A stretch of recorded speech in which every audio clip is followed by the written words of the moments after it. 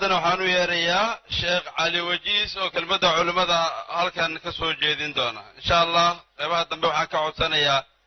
dadka la sharfay halkan looga yeeri doono inay khudbadaha noo soo koobaan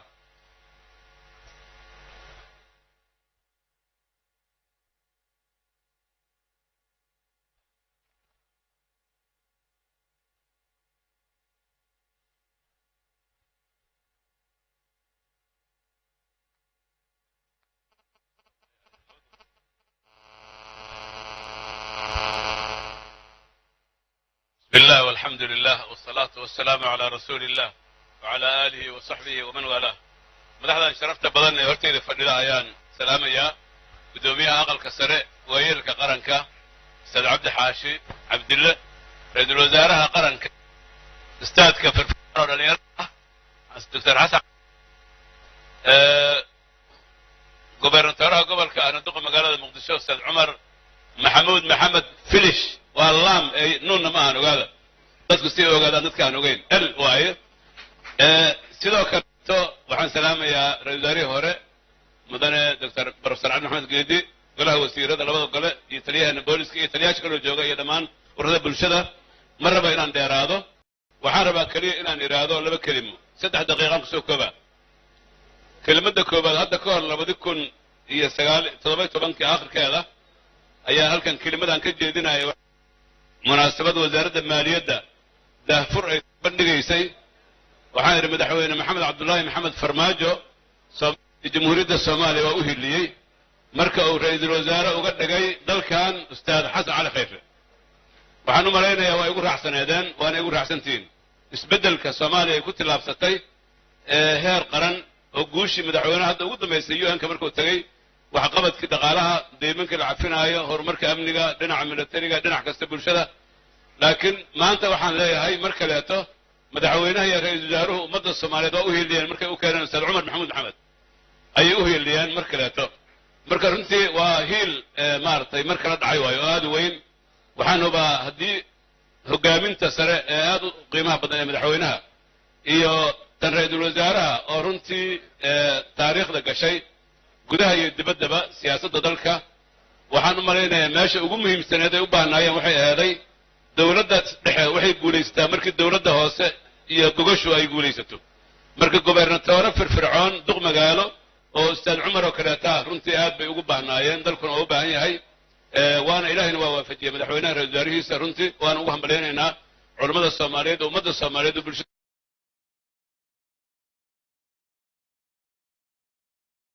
حكم لا يردني هموم تدلك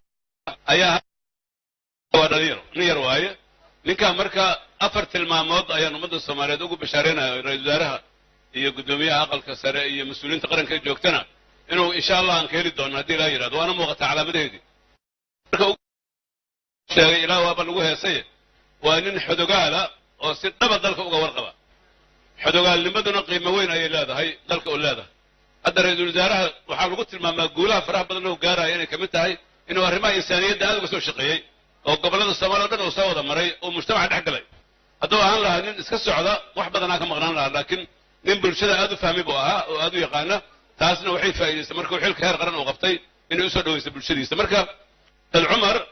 واحد قال وهاي كبرتوره ذلك يوجي هاي وسوى شقيقي منستر وها وزير wuxuu hogaamiye aad u dhalinyaro ah oo firfircoon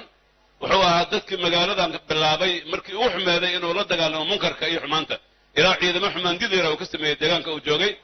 marka taas waxa waaye tilmaanta koowaad oo uu leeyahay waaye oo runtii gobernatoorayaashii hore uu uga duwan yahay tilmaanta labaadna waxa waaye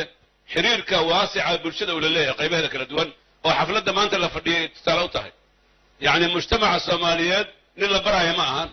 رئيس الوزراء حلالك أدحسين قفنا تذكر القبراء قفنا أسوال اللي يقانا يتكنتين مركا أسوال اللي يقانا تكنتين حل قبرا مايو نين اللي يقانو برشدو يتقانو كنا كرسون تايبوها مركا وحواي وضع السيبتين اللي يمدحوينها رئيس الوزراء قضب كاسنا قضب كلا بعض واحد قضب كاس الدحادو هذا مهم كا وحواي وانين عملية نين معناها ذكا مسؤولين تا تاس أديك مدحوينها ومدك راعي وحواي وحو جعلها واحدة تعبان كرا إنو قفتو dadka khiyaalka ku shaqeeya iyo malamalada ma ahan wax amaliya marka isbeddel amniga iyo horumarka iyo sida nimanka shirbaaya u sheegeen biyaha magaalada fadhiya iyo qashinka yaalla iyo isdhexgalka bulshada iyo dhammaan qaybaha bulshada oo hadda imaamku haddii dhaqanka leela ugu wen yahay aqoon-yahankii iyo golihii wasiirada iyo golayaasha shacabka iyo bulshada oo dhan ummaddan in la isku haayo oo sidaad adiga madaxweyne ugu dadaasheen iyo guddoomiyaasha baarlamaanka labada aqal inuu noqdo yani isku xirka bulshada iyo dowladda dhexena waa ninka ugu habboon oo shaqadaas buuxin kara waa ugu dambeyn waxaan kusoo gebagabeynayaa waxa aan hadda ka hor waxaa la yidhi dowladdu hadday guulaysanayso gobernatooraha gobolkeeda guulaysta magaaladeeda kadibna gobernatoorahaas guusha caasimadda uu ka sameeyey ilaa qarankay socotaa waxaa tusaale u ah saaxiibkiina ustaad rajab tayyib erdogan gobernatoori istanbul oo ka soo bilaabay maantana meeshaasoo maraya hadda gobernatooruhu suu gobernatooruhu joogaya meelaha sarsare idinkaa iska leh idinkuma haysto laakiin magaaladan oo idiin hagaajina haddii la yidhahdo aadaad maasantii aad waa umahadsan tahay